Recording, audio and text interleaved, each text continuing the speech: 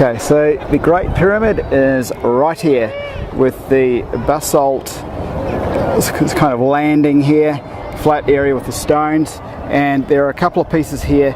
And the interesting thing is that there's a bit of a match up with the stone. So on here, if you look carefully, you can see the little straight lines going through, or straightish lines, and you can see them here. So just sort of following this up and through, and you can see the workmanship on the stone. And then this stone here has the cuts in it right here also, and in this case here you can still see the marks, the same marks within the stone here.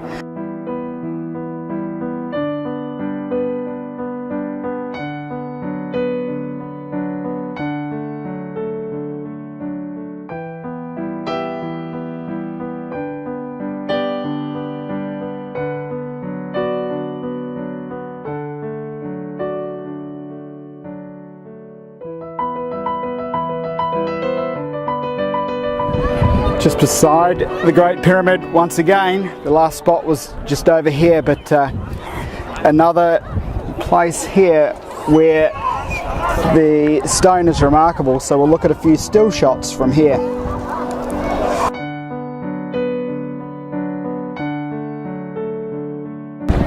Okay, the Great Pyramid is right here, and with this stone here you have the workings right here, and also here, here and here. Just having a bit of a closer look through here and here. Now, just a bit of an idea. So through here is yet another example. And in this case you can see the variation in line right here, and very definite like lines right through. So there's that one here, and then again here there's a whole lot more cuts, and you can see them in here.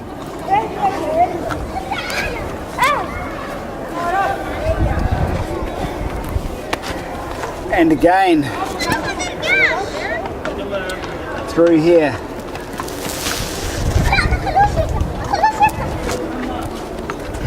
Now with this rock here, and the pyramid is just up here, so first of all we can see the marks, depressions into the rock on this side, but on this side you can really see that workmanship, and you can see the very fine marks through here cut into this basalt. This is the side of it, and then this one here is highly remarkable with the cut running just straight through here. It just looks like a cut basically. So we'll have a look at some stills from both places.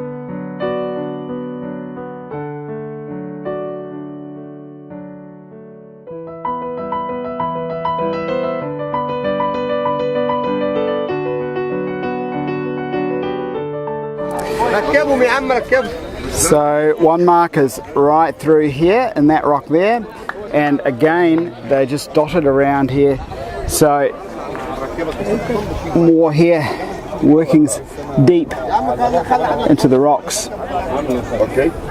Sorry.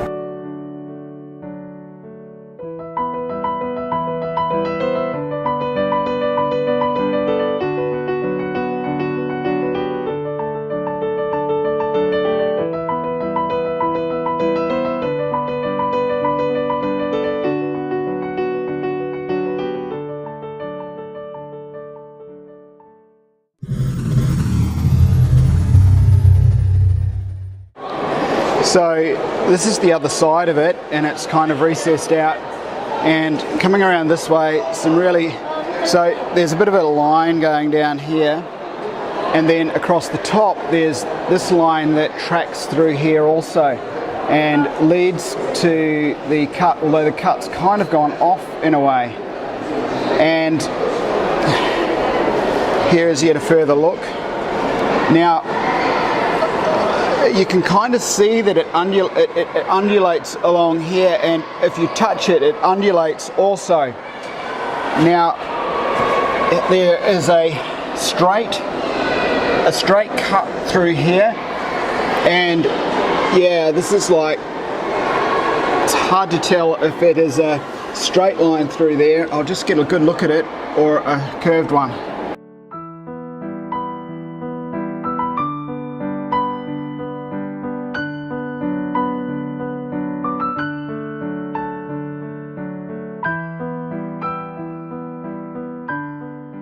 Okay, so it's just phenomenal, the amount of stuff within this museum. It's overwhelming, but right now within this case here, all sorts. That doorway again is so prominent. The Hathor type horns right here, and you have these pieces right here which look to be cogs for spindles. So really, really interesting stuff.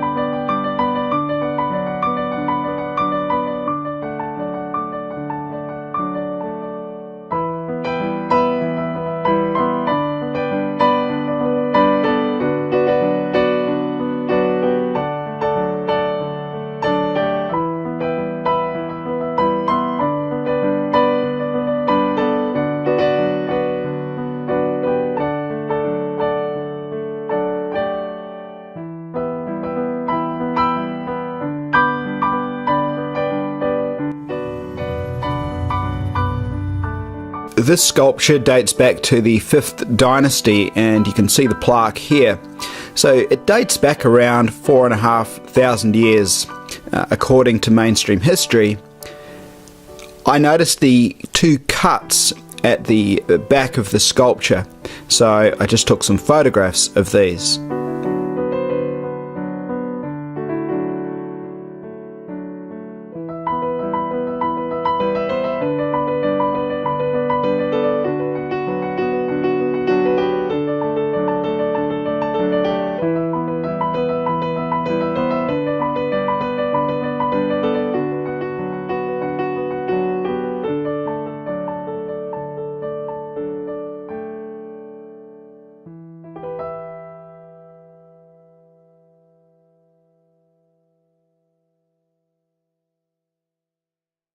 The Museum of Egyptian Antiquities in Cairo, Egypt is massive, so due to my own time constraints, I was almost running through the place to find this vase of schist, which wasn't that easy to find.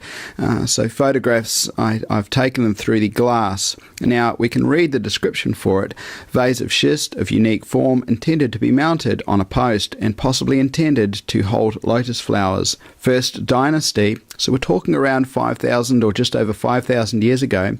First dynasty, Saqqara, tomb of Sabu.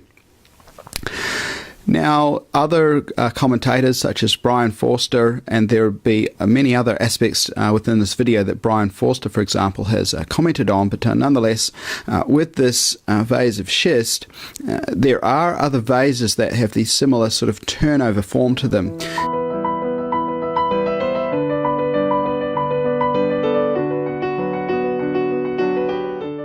Now, with this vase in the museum, you can see that much of it has been sort of recreated, if you will, and that it's not like sort of perfect in form, if you will. It's not, you know, kind of machine-like as one might think it is if you look close up.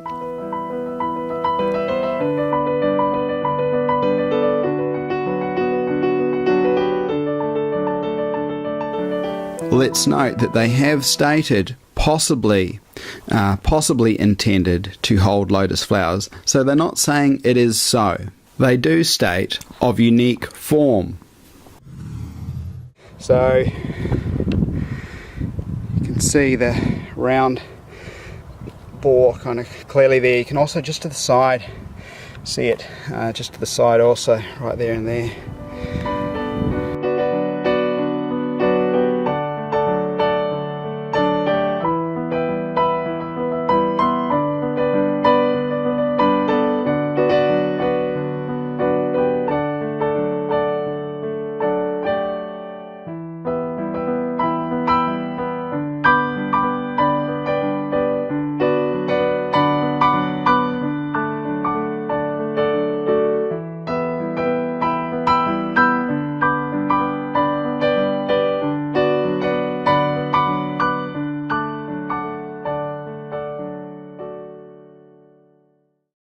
We ventured to Abu Ghurab, which is around about 15 kilometres out of Cairo, and you have the Sun Temple of Nisir there.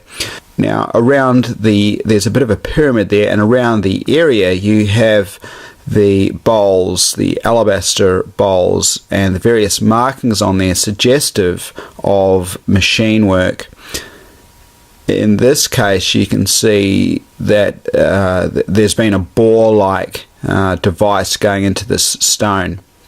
So a really interesting place. I thought I'd basically show some various tools and signs of ancient technology and machine work. So I hope you've enjoyed the video.